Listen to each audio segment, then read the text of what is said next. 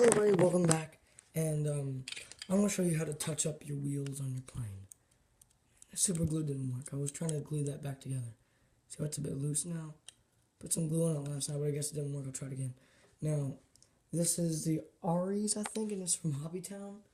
$80. Here's the box. Some Taylor Craft. They're all you can most of the things are magnetism, so most things you stick on is magnetized, even the batteries.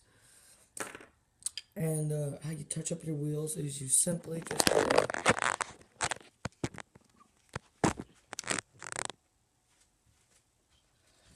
just simply get a black marker